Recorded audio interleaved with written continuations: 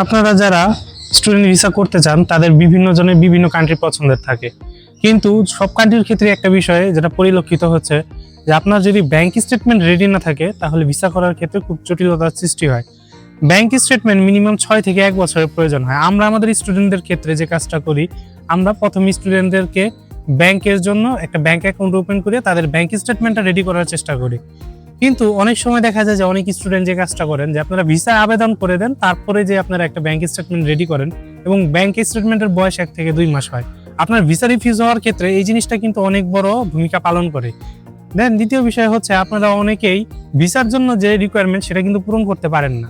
প্রথম যে বিষয়টা হয় যে আপনার আইএলটিএস কম থাকে, তারপর আপনি অ্যাপ্লাই করে দেন, বা অনেকের আইএলটিএস থাকে না তারপর আপনারা অ্যাপ্লাই করে দেন। অ্যাপ্লাই করার জন্য কিন্তু আপনার রিকোয়ারমেন্ট গুলো প্রয়োজন হয় না, কিন্তু ভিসা করার জন্য রিকোয়ারমেন্ট গুলো প্রয়োজন হয়।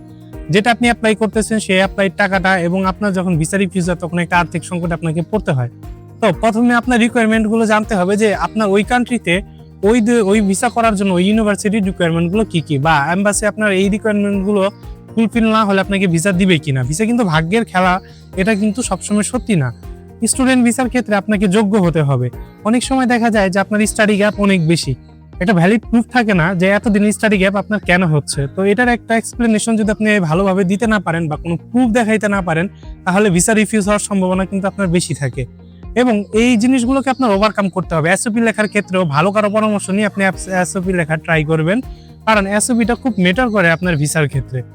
আরো কিছু বিষয় আছে যে বিষয়গুলোর প্রতি খুব বিশেষভাবে নজর রাখা দরকার।